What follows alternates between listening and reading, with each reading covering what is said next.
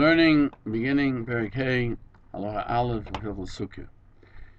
The Rambam begins as Schach shel Sukkah ain't kosher mikol davar. The schach of the Sukkah is not kosher from anything. You can only make schach cover of the roof of the Sukkah from that which grows from the earth. So let's go into the Peirush. And it's not like the walls that you can make from everything. The Magen Mishnah cites Sukkahs. Rabbi Manoach brings that this is learned from Chag Sukkahs. You should make for you 7 days when you gather from the leftover of the harvest, both of the wheat and of the wine. You should make sukkah from that which is left over.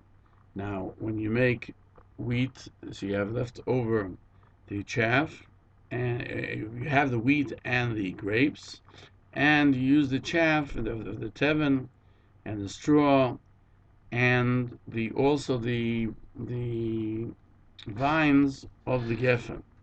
The Gemara always uses the language, the leftover, the pseudos that we can't eat of vine and of wheat and wine. And it grows from the ground, and it's not mekabel tuma. Ve'ein reichera, can't have a bad smell. It should not fall continuously. Ve'ein noivel tomid, and it doesn't withers continuously. Rabbeinu Manoach cites Sukkah 12b. We learn from the Posik. We learn in Nehemiah 8:15. They go out to the mountains and bring the branches of the olive trees and from the Halacha trees and the date trees, everything that you can do as it's written. And all of these are not mekabel tuma.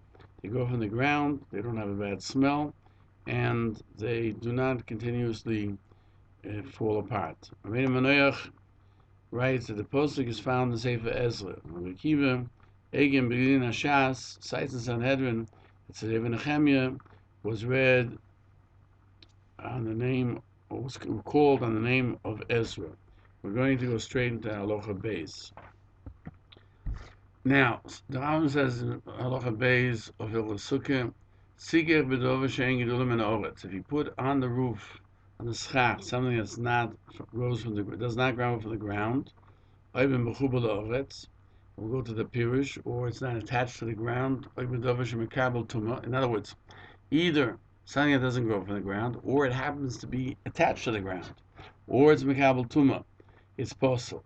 But if he went ahead and he made schach from something that falls apart and it's falling down or has a bad smell, it's kosher. That they only said so that the reason that you shouldn't have the bad smell was and it shouldn't fall down is so you should be able to reside in the sukkah. Magen Mishnah Nagos Maimonides cites Sukkah 12b and 13a. Amar Yehuda. The Magen Mishnah has a gears of Rashi.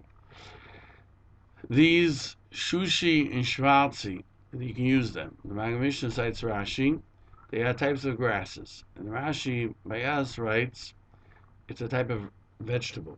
And Magen Mishnah adds that you can't eat them. Therefore, they're not mekabel tuma. You can use them.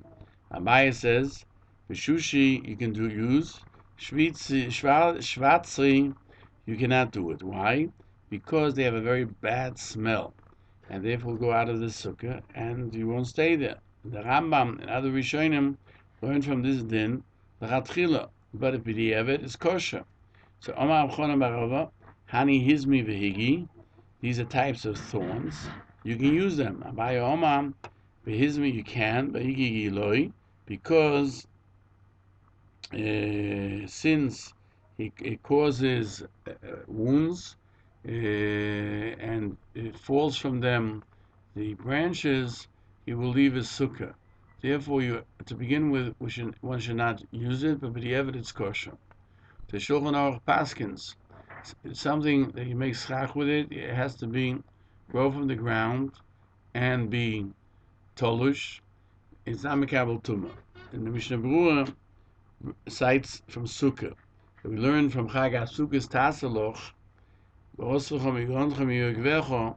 that you can do schach with what you gather from the leftover of Goyren v'Yerkev, Kash or Eshkolos Reikim, that they took from this. These are the vines that they took off the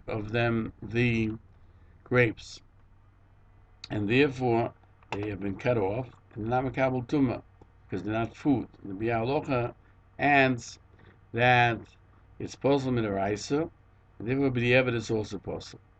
The Shulchan Aruch continues. There are things that is also hachomim to make schach with them to begin with, and there are types of grasses that one cannot eat, and they're not mekabel tumah min haTorah, and they're ruim l'sikuch.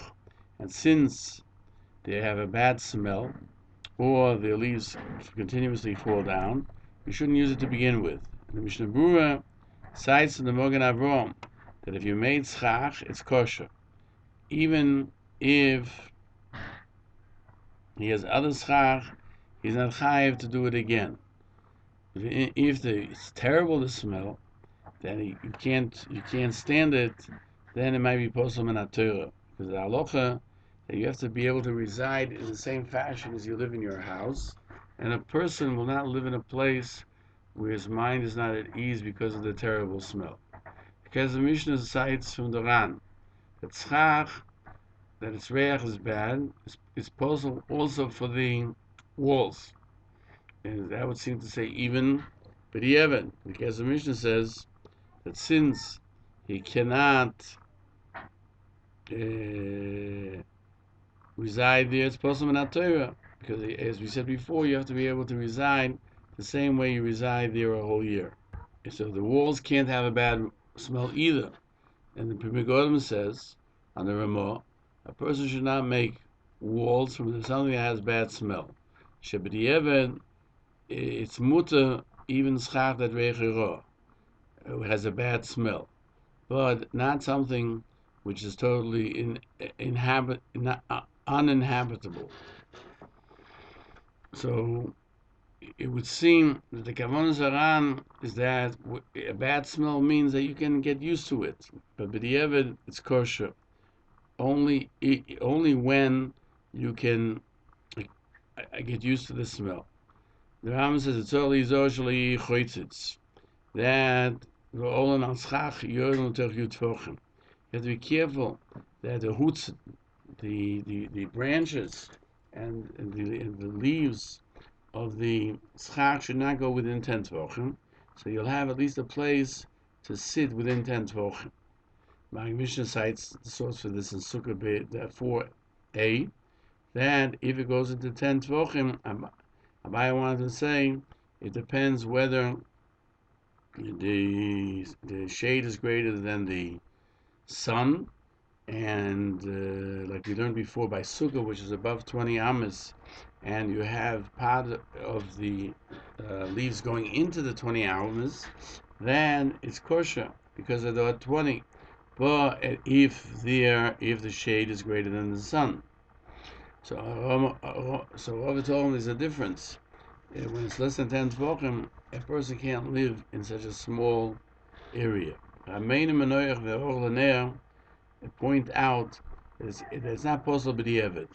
It says it's just not easy to sit there, which would seem that you shouldn't do it to begin with.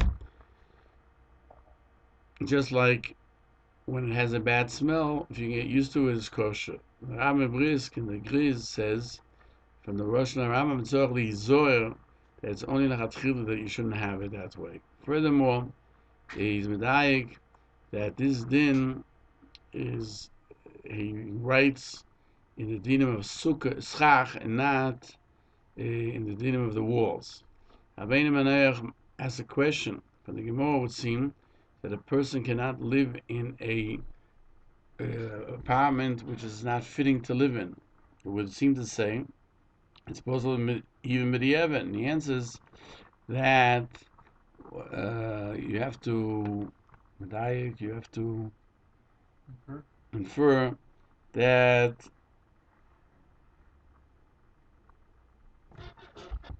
shekshera, the word shekshera, it's kosher b'di'evet. From this that Rava didn't passel b'di'evet because you should explain that it's possible. Because it says ein adam dobes il schucha, says it is a lashon lechatchilo. Shulchan Aruch paskins was more than yud tvachim, and the leaves go down, even if the shade is greater than the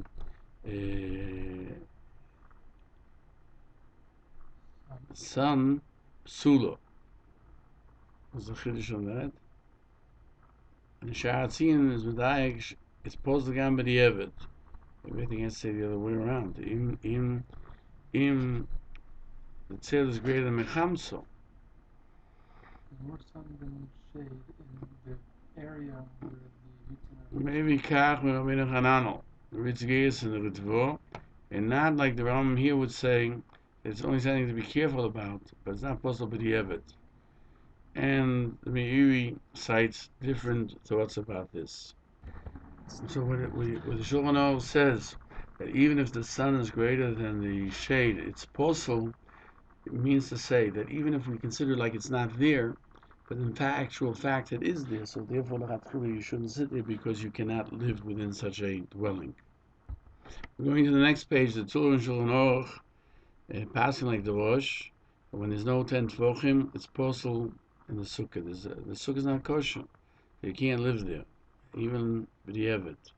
Therefore, if it goes down to the 10 Tvochim, even if the sun is greater than the shade, and therefore it's not considered part of the schach, but it happens to be there, and therefore you don't have a place to live in, and therefore it's not kosher. But the Rambam is of the opinion that Teju came to Duru, and shouldn't be less than Yud Tvachim, has to do with the walls and not with the schach. Therefore, he says b'di'evet would be kosher. We go back to the Lashon of the Rambam. Sichucha b'minei mateches. If you use schach of metal, about somos or bones or oiros or skin, psula m'nei she'en gidulei karka. It's possible because it's not growing from the ground. This din is that anything, any metal object receives tumah, but usually it's not a kli, it's just a flat piece. It should not receive tumah, and bone and skin that you didn't make a vessel out of them also don't receive tumah, but they're still possible for schach because they don't grow from the ground. Rabbeinu Manoach and Rashi cite this in Eruvin 27b and Bava Metzia 89a that we do find that an animal is called gedulei karka because it exists from that which grows in the ground, but it doesn't actually sprout forth on the ground like vines or wheat, and it says in the posik, there's a special posik that the schach has to be something that grows similar to wheat that grows and vines that grow. That not only exists from the ground. The Meiri brings from Yerushalmi that skin which is not worked are not mekabel tumah, but you still do not use them for schach because they don't grow from the ground, and they're not considered that which is left over from the harvest, even though you can buy them from the money of Ma'aseh you can buy meat because it's called gedulei karka because it exists from the ground. The Shulchan Aruch in 629 paskins something that doesn't grow from the ground, even though it exists from the ground, it's not mekabel tumah like oiros of a behemo that weren't worked, ein mekabel tumah, or metal you do not use. The Mishnah Berurah explains that his intent is to even pieces of metal that are not vessels, and they're not mekabel tumah, even though you take metal from the earth, and so also earth, which is literally earth, you can't use for shtrach. Why? Because you need something which grows from the ground. not ground itself. Rabbeinu Manoach forbids it with tiles, even though they're not mekabel tuma, that they don't grow from the ground. If you placed upon the wood, vines, and other things like that, and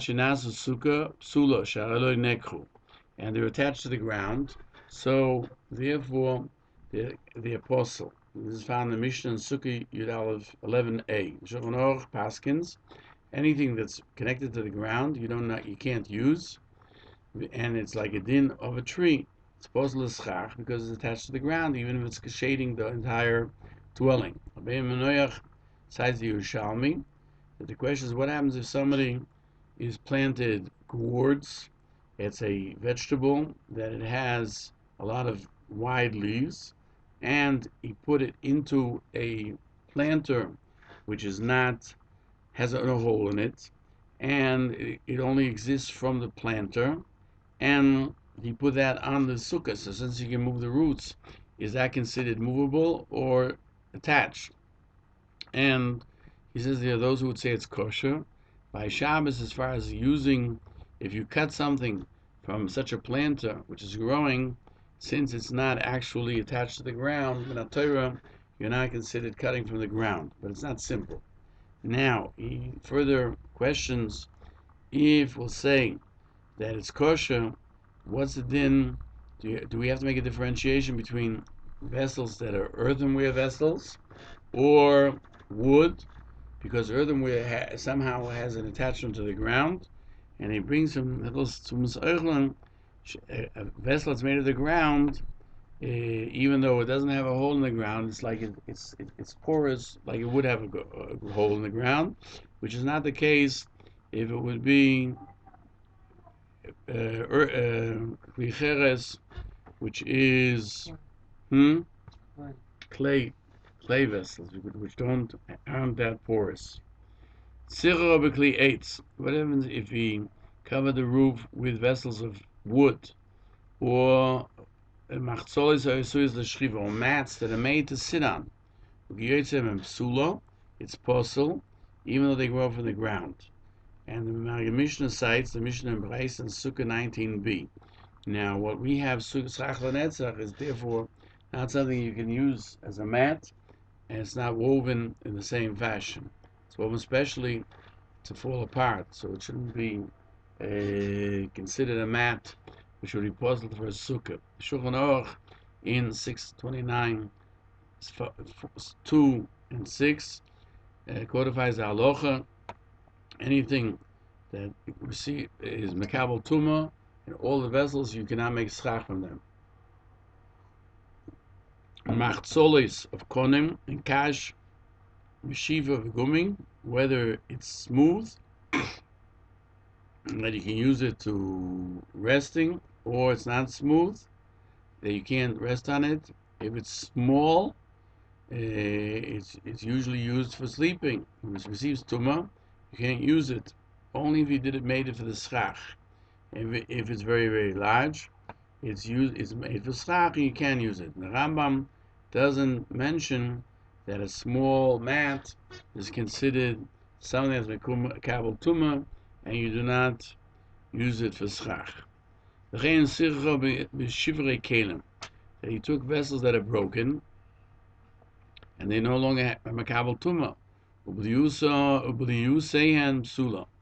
or clothing that became ragged, and when it was a beged, it received tuma. Now it doesn't. So even though it does not receive tuma now, you can't use schach as posel hoyel v'hoyu. We'll turn the page. They were receiving tuma in the past. Xero, we make it is an edict. Maybe he'll be mesachech with pieces that are not yet Torah, and therefore they don't allow you to do any at all. You're saying the Maggid Mishnah says that if you used it with leftover garments, it's possible. The Gemara explains these are patches that don't have 3 by 3 finger breadths, and they're not usual for anything, not for oni, not for oisha.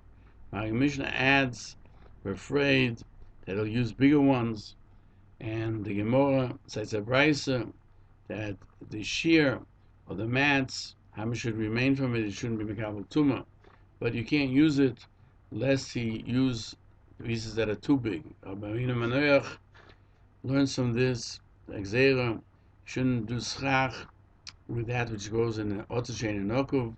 Maybe he'll make schach in Otzes Nokov, and it's better to be machmer. Shulchan says, B'chol HaKelim, any vessels, ein mesachrim b'hem, one cannot make schach with them even if they were broken, that they don't have enough shiur to mekabel tumah. Mishnah Berurah cites in the Pri Megodim, Vikuri Yaakov, that vessels that when they were whole they received tumah only midrabona.